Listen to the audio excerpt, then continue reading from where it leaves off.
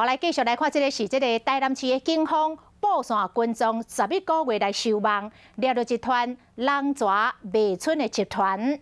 这个人蛇集团就秘伫个台南火车头附近的大楼，用一楼一房这个方式来性交易，而且佫做起哩彰化甲桃园。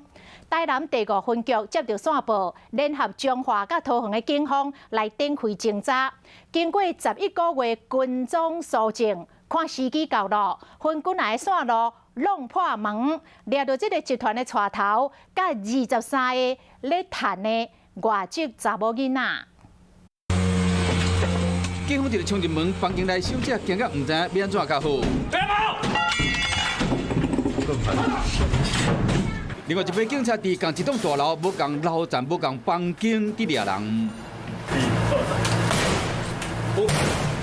台南车头附近这栋大楼内，和警方抄到1楼1房的非法性交易无集团，经营范围佫包括其他县市。动员大批警力，兵分3路，分别在彰化、桃园、台南等地同步行动，并当场取出不法所得，现金约321万及账册。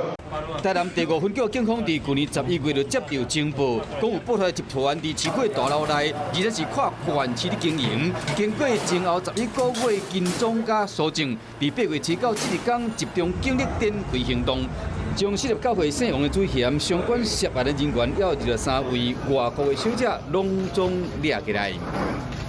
你好，我是宋彦明。想知道更多的新闻内容，请订阅华视新闻的 YouTube 频道，并且按赞、订阅、开启小铃铛。另外，可以上 LINE 贴图小铺来购买华视主播的官方贴图。